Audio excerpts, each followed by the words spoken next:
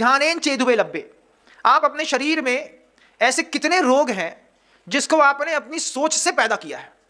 कैसी कैसी सोच है, तो आचार्य कहते हैं, मतलब आचार्य तो नहीं कहते, बहुत सारे रिसर्चर्स कहते हैं इस बात को, कि मान लीजिए लगातार प्रकृति है आदमी की लगातार उदास रहने की। कैसा, कितने अच्छा खाना खिला दो, अच्छा लीपा पोती करा दो, सब कर दो, चेहरा बिल्कुल कबूतर के जैसा। क्या हो गया? कुछ नहीं।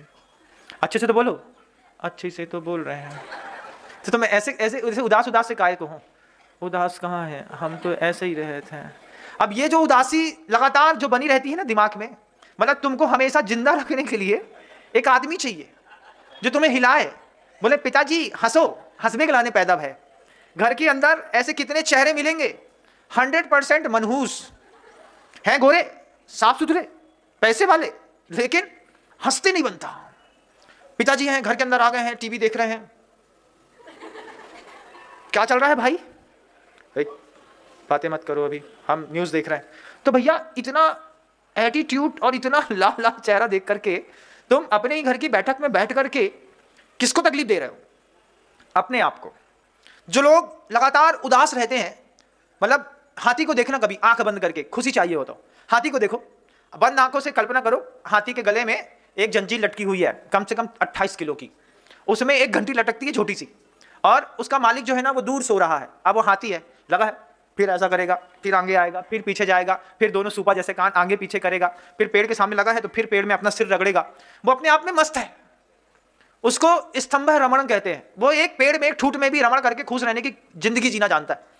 एक हाथी को, जब कभी भी आप उदास हैं बहुत ज्यादा, एक खड़े हुए हाथी की कल्पना करिए। एक हाथी है, हाथी के सामने पेड़ है। अब वो क्या करता है, बस बार बार पेड़ के पास जाएगा, पेड़ को धक्का देगा, फिर कान से ऐसे फड़फड़ाएगा, फिर ऐसा ऐसा करेगा। तुम हाथी से भी गए बीते हो गए। हाथी को प्रशस्त शुभ कहा गया है आगम ग्रंथों में, मतलब हाथी को देख करके जो भी कार्य होते हैं वो शुभ माने जाते हैं। इसलिए मांगलिक कार्यों में सबसे पहले गज लेकर के आते हैं। वो हमेशा प्रसन्न रहता है, कभी कभी उसके आंख में आंसू नहीं है। आंसू कब है? भूख के कारण नहीं आता। जब कभी उसको सूल चुभा देते हैं, तो जब चुभाने के कारण घाव हो जाता है, उसमें महावत सही समय पर उसको पैचअप ठीक नहीं करता है, तो फिर दर्द के कारण कभी करा दे तो करा दे, नहीं तो फुल टाइम खुश रहता है। लेकिन तुम्हारे घर में कितने लोग हैं ऐसे, सही बताओ? चेहरा घर के अंदर आदमी जाबे में डरत है, घर ही को आदमी घर में जाबे में डरत है। घर के अंदर घुसे नहीं कि सब बिल्कुल ऐसे ऐसे चेहरे वाले मिले, जी आ गए, जी आ गए, जी आ गए, जैसे 5-7 मेटल डिटेक्टर लगे हुए हैं। घर के अंदर घुसे, घुसते ही साथ सबसे पहले ताऊ निकले, हाँ क्यों रे, कहाँ से आया नवाब, एक मेटल डिटेक्टर। अंदर घुसे नहीं कि मम्मी दूसरा मेटल डिटेक्टर। अंदर घुसे नहीं कि सगी बहन तीसरा मेटल डिटेक्टर। और सूक्ष्म वाला, कहाँ गई थी सही बता? कहीं नहीं गए थे, दिमाग खराब मत करो, अभी मम्मी को समझाने दो पहले। अब वो मेटल डिटेक्टर हैं सब कोई, एक दूसरे के तीसरे के। घर इसको नहीं कहते, घर कहते हैं जहां पर एक दूसरे पर विश्वास के साथ आश्वस्तता रहती है इस बात की, जो लोग जहां पर नियुक्त हैं वे अपना काम बहुत खूबसूरती और सही तरीके से कर रहे हैं, इसको परिवार कहते हैं। संघ भी ऐसे ही होता है जहां पर एक दूसरे पर अति विश्वास रहता है कि जो भी हो रहा है सही हो रहा है। लेकिन आप जब गलत लगातार सोचते हैं अपने बारे में, तो जो लोग अंदर ही अंदर 24 घंटे उदास बने रहते हैं, अकेले भी बैठे रहेंगे तो लोग बोलते हैं भी कई बोल क्या करें, अकेले में हंसे, लोग पगला कहे हैं। पगला नहीं कहेंगे, एक हंसी होती है और एक प्रसन्न वदन होता है। अकेले में भी बैठे हैं तो स्वस्थ है, अपने आप को फील गुड फैक्टर पे रख करके बैठे हैं।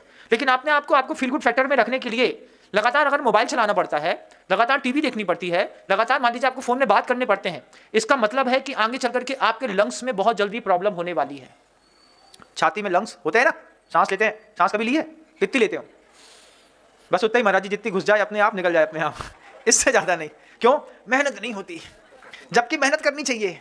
एक गहरी सांस सुबह सुबह जितनी लोगे तो वो जो छाती में हवा घुसती है ना थोड़ी सी, तभी तो छाती में घुसती नहीं है, अभी तो पेट तक जाते हैं, तुम्हारे खाना में थोड़ी सी धक्का मारते और हवा चुपचाप वापस निकल जाते हैं। कौन मेहनत करे महाराज? अंदर बाहर तो अनुलोम विलोम करने के लिए नहीं, तुम लोग को अंदर बाहर जे वाली बड़ी अच्छी लगत है, पत्ते वाली अंदर बाहर तो कर लोगे, लेकिन नाक वाली अंदर बाहर नहीं करोगे।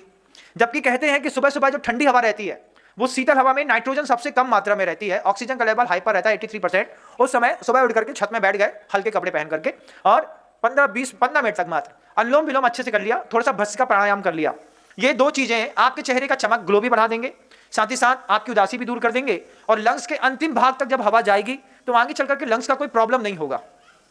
लेकिन आपको अपनी उदासी दूर करने के लिए लगातार स्नैपचैट, लगातार फेसबुक, लगातार आपको दूसरा और क्या होता है, इंस्टाग्राम, हाँ वो लाल पीली नीली हरी, पहले लूडो में खेलते थे हम लोग, हरी हराबे लाल जिताबे नीली पीली टक्कर खाबे, अब वो सब ऐप में आ गए हैं। लाल वाला ऐप अलग है, हरा वाला अलग है, पीला वाला अलग है, नीला वाला अलग है, इसी में घुसे रहते हैं ना, और उसी से अपने आप को संतुष्ट समझते हैं। तो समझना कि उदासी जीवन में बढ़ती चली जा रही है, आगे चलकर लंग्स की दिक्कत होने वाली है। अगर गहराई पे इस बात को उतर गई तो लंग्स की दिक्कत 100% पक्की है, किसी भी दिन टीबी डिटेक्ट हो जाएगी, और दूसरे दिन से 9 महीने का एक कोर्स शुरू हो जाएगा, 2 महीने का एक्स्ट्रा। फिर कुछ लोग होते हैं बहुत जिद्दी स्वभाव वाले, जिद्दी स्वभाव वाले बिल्कुल क्रूर जैसे रहते हैं। तो जिद्दी स्वभाव रहता है लेकिन अपनी जिद सामने प्रदर्शित नहीं कर पाते। देखिएगा, जिनके घुटनों में दर्द है वे सब जिद्दी स्वभाव के लोग हैं। अगर आप अपना जिद्दी स्वभाव छोड़ करके थोड़ा वात्सल्य को लेकर के लाने की कोशिश करेंगे और अपने बारे में अच्छा सोचेंगे। जिद्दी स्वभाव वालों की जिद कैसे दूर हो सकती है? कोई पूछो, महाराज जी कैसे दूर होगे? जिद्दी स्वभाव तो है। आप दुनिया में अपने लिए तो सत्यनिष्ठ बनिए, दूसरे से कुछ भी झूठ बोलिए तो कोई बात नहीं है, लेकिन अपने लिए तो सच बोलिए कि अगर आपका कोई जिद्दी स्वभाव है, किसी चीज़ पे अड़ गए सो अड़ गए, अब अड़े हैं तो अब नहीं ठीक करेंगे, करके रहेंगे करके रहेंगे करके रहेंगे, करके रहने की आप आदत डाल के देखिएगा, आपको मजा आएगा। धीरे धीरे जो घुटने के बीच का लुब्रिकेंट है वो आपका जिद्दी स्वभाव पूरा खा चुका होगा। उसके लिए क्या करना? उसके लिए सबसे पहला काम है परिवार का वह सदस्य जिसके प्रति आप बुरा सोचते हैं। कहां का? पड़ोस का नहीं, परिवार का। परिवार का वह सदस्य जिसके बारे में आप लगातार अशुभ का चिंतन करते हैं और बुरा सोचते हैं।